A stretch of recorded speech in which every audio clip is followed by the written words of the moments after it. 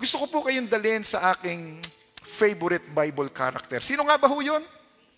Si David. Salamat po, natatandaan yung aking favorite Bible character. Ito po si David, minsan sa kanyang buhay, in chapter 11, verse 1 of 2 Samuel, ito po ang sabi, "And it happened in the spring of that year, at the time when kings go out to battle," meron siyang dapat ipinaglalaban, ang hari ang siyang dapat nangunguna sa gera, meron siyang dapat ipinaglalaban, meron siyang gustong ipanalo. Pero at the time when kings go out to battle, that David sent Joab and his servants with him and all Israel, and they destroyed the people of Ammon and besieged Rabbah. But David remained at Jerusalem. Minsan sa buhay ni David, hindi ko alam kung bakit, minsan siguro tinamad siya. Minsan tinamad siyang makibaka, minsan tinamad siyang makipaggera, minsan tinamad siyang ipaglaban ang dapat ipaglaban. The things that he should be fighting for, maybe he had lost that motivation. I don't know. And when I put it in our time, and if I may ask you, what are you fighting for? Ano ba ang ipinaglalaban ng iyong pananampalataya? What are you willing to die for? God has given you faith. Ano ba ang pinaglalaban mo sa Panginoong Diyos na willing mo ikamatay? Ipinaglalaban mo ba ang pamilya mo? Ipinaglalaban mo ba ang negosyo mo? Ipinaglalaban mo ba ang iyong bansa? Iniiyak mo sa Panginoong Diyos? Hanggang tugunin ng Panginoong Diyos yun? Ipinaglalaban mo ba ang iyong ministry? Ipinaglalaban mo ba ang iyong church? Ano ang pinaglalaban ng iyong pananampalataya? Si David, sa isang puntos ng kanyang buhay, hindi ko alam kung bakit, meron siyang binitawan na kanyang ipinaglalaban.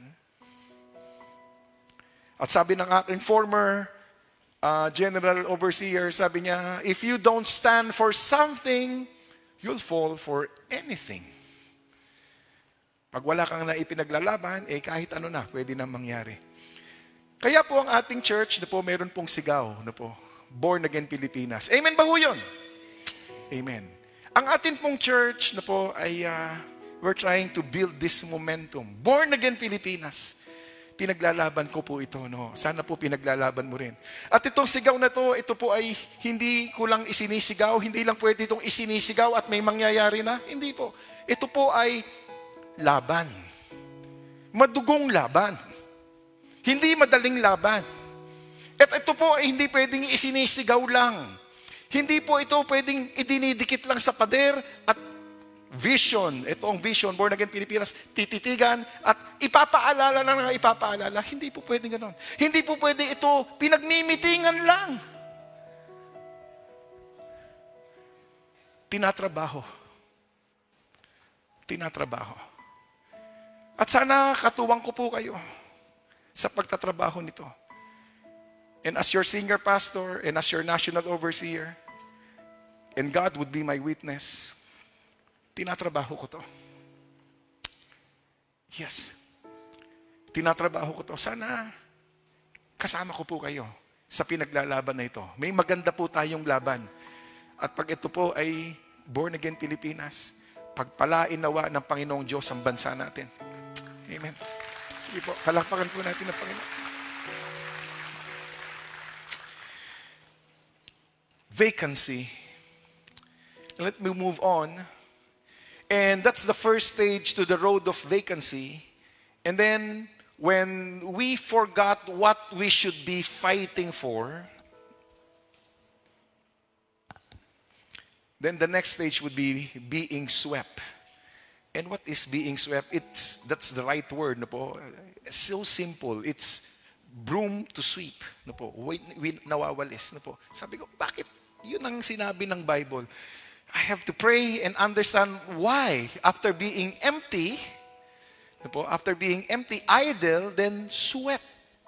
And I understood that when we are not growing as a Christian, when we are idle as a Christian, our faith will be swept, tossed back and forth. Naiwawalis lang tayo, naiisang tabi. Because we have lost our conviction. Because we have no accountability. Because we have no responsibility, ay kayang-kaya tayong walisin. Left and right. Ano po ang gusto kong picture para maalala po natin itong tinuturo nating broom to sweep? It's like judo. Ano po? You are swept away. And you lost your footing. And you fly in the air. And you will be thrown right here and right there. To the left and to the right. Kaya ka ng balibagin, kaliwat kanan. Pag tayo po ay hindi dumampot ng ministeryo, na pagbubutihin po natin. Pag tayo po ay hindi dumampot ng responsibility, pag hindi tayo dumampot ng accountability, pag tayo po ay nawalan ng tayo, swept, dadamputin po tayo ng kaaway, hindi isa, 8. At ibabalibag po tayo sa kaliwa at sa kanan. At ang nakakatakot po ron, baka madamay pa ang pamilya ko. Baka madamay pa ang pamilya mo. Balibag, kaliwat kanan. And so, let me continue with this verse with David. Paano ko nangyari kay David? Verse 2, Then it happened one evening that David arose from his bed and walked on the roof of the king's house. He was loitering.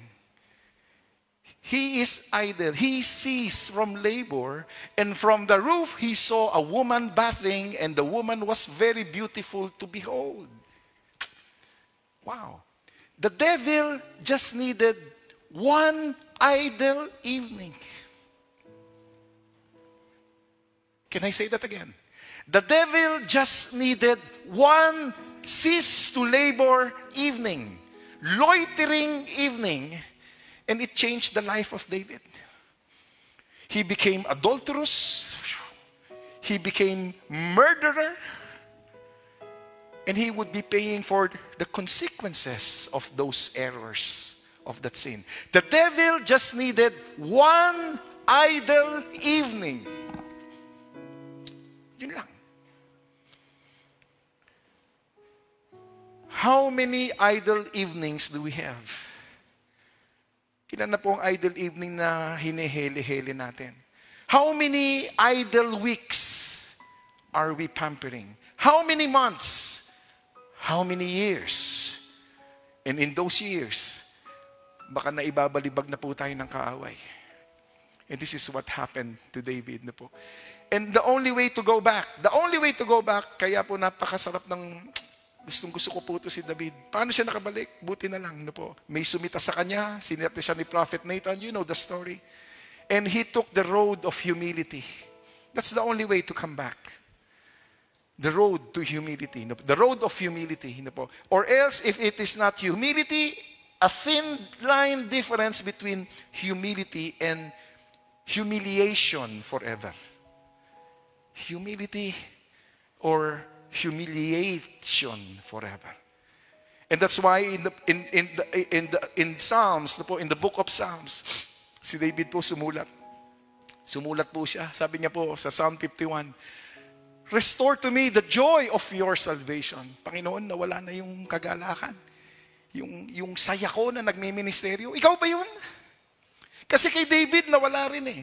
Si David na mga awit, si David na napakalapit sa Panginoong Diyos, si David na ang tawag sa kanya ay a man after God's own heart. Minsan sa kanyang buhay, nawala yung kagalakan niyang maglingkod sa Diyos. Yung excitement ba? Yung wow, linggo na. No? Wow, C2S na. Wow, magsha-share na kami ng gospel. Wow, tutugtog na kami. Wow, kakanta na kami. Nawala kay David. Nawala din ba sa iyo? And so here would be David writing once again, God, restore the joy. Restore the joy of ministry. Restore the joy of loving you again. Restore na yung nagbababad ako sa panalangin. I-restore mo yung nagbababad ako sa ministeryo na nagmamahal sa'yo. And uphold me in your generous spirit. Itayo mo muli ako, Panginoon. Hindi na makatayo si David. Uphold me once again. the prayer of David.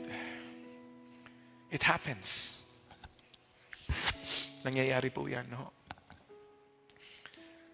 Ikaw ba yan? Ikaw ba yan? Empty, swept,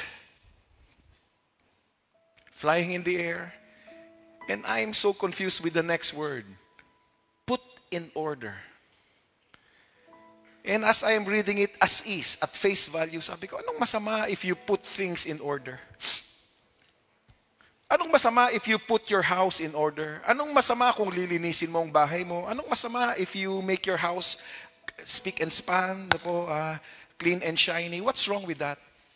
So I have to dig deeper into this word, and I was surprised to know what's the original word of this. It's kosmeo. It is the root word of cosmetics. Makeup, decoration. So yung pananampalataya ng taong ito, no, na vacant, wala ng paninindigan, no conviction, no responsibility, no accountability, he will still go to church. I tell you, he will still go to church. Pero nauuwi na lang sa dekorasyon. Display na lang ba? Display na lang. Nagpapasalamat ako at sumisimba pa siya. Pero dekorasyon na lang eh. Ito po ang sabi sa 2 Timothy chapter 3, 1-5. Sabi ni Paul, paala-ala po sa atin. But know this, that in the last days, perilous times will come. Why? For men will be lovers of themselves, lovers of money, boasters, mayabang, proud, blasphemers, disobedient to parents, unthankful, unholy, unloving, unforgiving, slanderers, gumagawa ng usap, without self-control, brutal, despisers of good, traitors, headstrong, haughty, lovers of pleasure rather than lovers of God, having a form of godliness but denying its power. From such people, turn away. Having a form of godliness, may forma pa naman. May forma naman po na siya'y maka-Diyos. May forma naman, may mukhang maka-Diyos. Pero, forma na lang. Forma na lang ang natitira. Denying its power. Dekorasyon na lang. Display na lang. Yung pananampalataya, imbis na makapangyarihan, display na lang. At ang sabi po, itong huling salita, itong huling sentence, ayoko eh. Pero nakasulat eh. From such people, turn away. Huwag mong samahan. Ang masakit kung ako yun. Paano ko hindi sasamahan ang sarili ko? How can I turn away from my very self? If that's me. Porma na lang. Wow. At ibinabalibag tayo ng kaaway, left and right. I do believe that all of us here, we want this long and healthy life. Amen ba ho yun? Gusto po natin yan. Long and healthy life. And you know what? When we desire to have a long and healthy life, we have no choice but to have problems in life. Amen ba yun? Tama? Pakitaas po ang kamay na walang problema sa buhay. Meron ba dito? Meron ba? Wala kang problema? Wala eh. Lahat tayo may problema. Lahat tayo, di ba? Kaya lang, magkakaiba po tayo kung paano natin itatakel yung problema eh. Doon tayo magkakaiba. Ang iba po, pag nagkaroon ng problema, maliit man o malaki, ang mangyayari sa kanya, low mood, sasama pakiramdam, na po, malulungkot. Eh, normal pa ho yun. Pero wag mo siyang padauus-usin. Wag mo siyang padauusin sa mas masama pa, low mood, and then it becomes a distress. And then if we cannot handle that distress dahil ibinabalibag na tayo ng kaaway, it becomes a medical term, depression. Medical term na, problema na talaga. Or if we have problems in life, the way we take it would be, it's a challenge. At itong challenge na to, dahil kasama natin ang Panginoong Diyos, wow, may problema ako. Paano ba isosolve to? Kasi kasama natin ang Diyos. No? Challenge, haharapin ko to. At minsan, you will be successful in handling it. Wow, praise the Lord. And sometimes, we will fail. We will not be able to solve it. And I call this my learning curve. Natututo pa rin ako. Then if we treat problems like that as challenge, then life becomes meaningful. Then life becomes significant. What route do we choose from these two? Ano ba ang gusto nating piliin?